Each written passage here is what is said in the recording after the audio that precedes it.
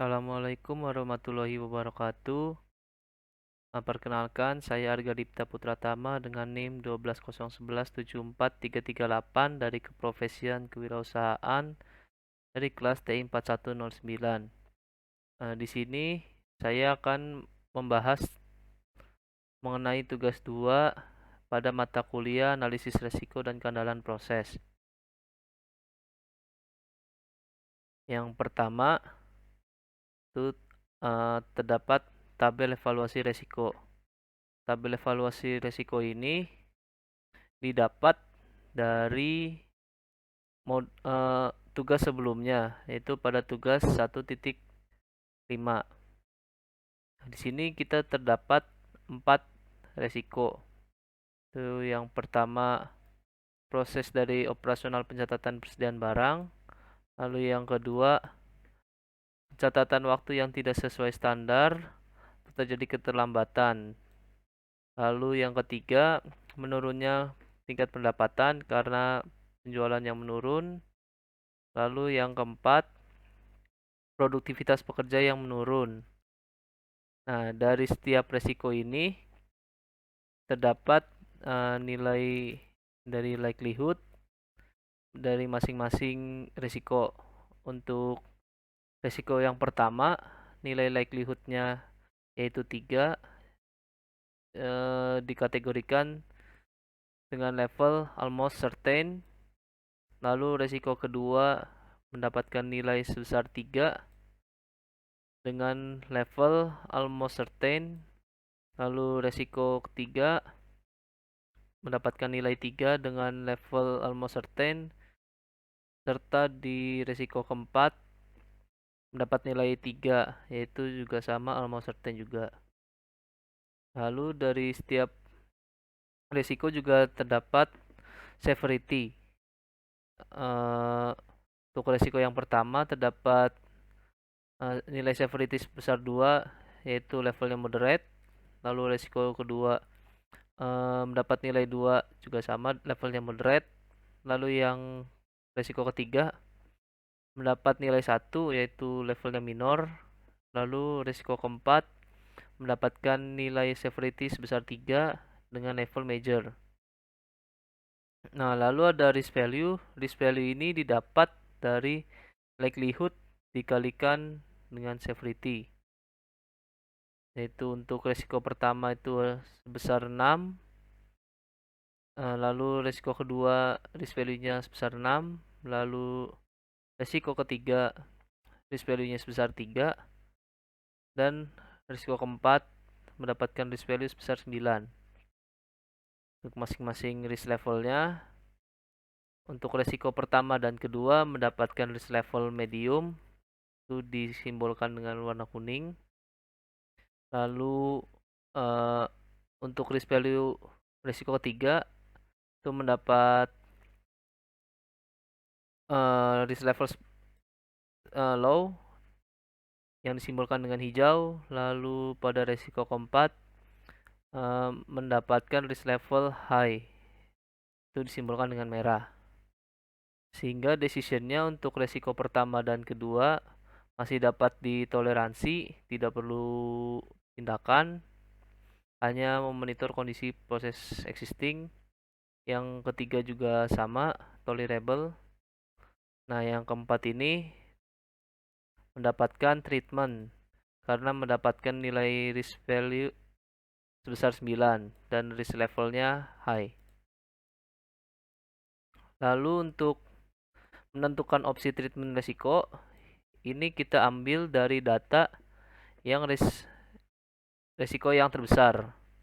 Itu di R04 dengan risk levelnya high atau merah. Nah, untuk statement risikonya dari kode R04 adalah produktivitas pekerja yang menurun karena kurangnya fokus dari pegawai saat proses pencatatan barang. Kategori risikonya ini kita ambil yang preventable risk. Dengan substitute risknya itu melakukan pelatihan untuk pegawai sesuai dengan pekerjaan masing-masing guna meningkatkan mutu dan kompetensi dari setiap pegawai. Lalu untuk kontrol risknya kita ambil yang change likelihood, yaitu mengadakan pelatihan dan melakukan evaluasi untuk para pegawai secara berkala. Lalu share risk-nya adalah membuat SOP untuk pegawai untuk bahan evaluasi pada setiap pegawai. Nah, lalu untuk melakukan assessment opsi treatment resiko pada resiko 04 ini itu untuk cost benefit analysisnya terdapat dua, yaitu treatment cost dan treatment benefit.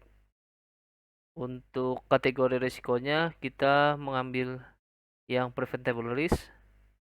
Nah, lalu untuk pada treatment cost yaitu avoiding substitute risknya adalah biaya yang dibutuhkan akan bertambah karena akan membuat pelatihan untuk para pegawai.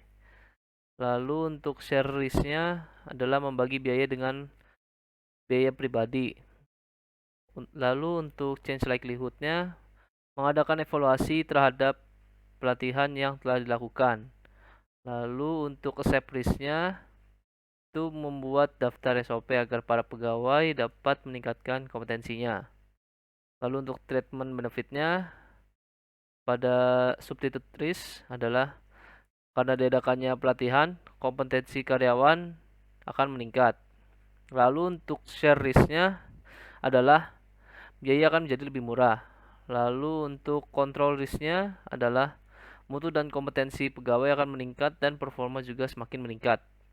Lalu accept risk-nya adalah mutu dan kompetensi pegawai akan meningkat dan performa juga semakin meningkat. Lalu pada implementability analysis-nya terdapat dua bagian, yaitu ada kemudahan penerapan dan hambatan dari risiko yang terjadi. Nah, untuk kemudahan penerapan kita ambil yang preventable risk dan yang obstacle-nya juga preventable risk. Sehingga mendapatkan konklusinya yaitu kategori risikonya adalah preventable risk. Lalu untuk substitute risk-nya mendapatkan nilai total sebesar 7 yang positif, lalu yang negatifnya 8. Lalu ada share risk-nya yang positifnya 7 dan negatifnya 8 dan seterusnya. Lalu untuk membuat risk treatment plan atau mitigation plan dari resiko R04 ini, keputusan yang akan dilakukan adalah melakukan pelatihan kepada pegawai dengan membuat SOP yang jelas serta mengadakan evaluasi untuk meningkatkan kualitas kinerja dari pegawai. Lalu untuk resource yang diperlukan adalah biaya untuk pelatihan pegawai sebesar 250.000 dan biaya evaluasi pelatihan sebesar 150.000 sehingga total biaya yang harus dikeluarkan sebesar 400.000 rupiah. Lalu untuk penanggung jawabnya adalah owner dari perusahaan.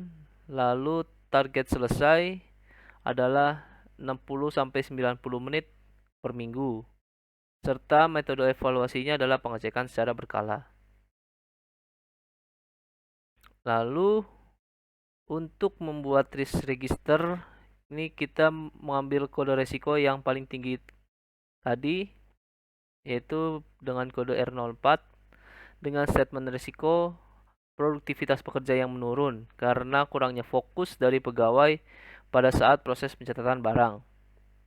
Nah, untuk likelihood-nya sendiri itu mendapatkan level almost certain dengan skala 3, lalu severity levelnya adalah major dengan skala 3, dan risk value mendapatkan nilai 9 dengan level high. Sehingga tindakan resiko dari tindakan mitigasi yang akan dilakukan adalah mengadakan evaluasi untuk seluruh pegawai.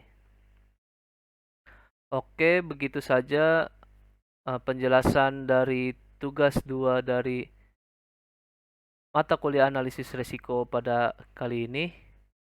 Terima kasih. Assalamualaikum warahmatullahi wabarakatuh.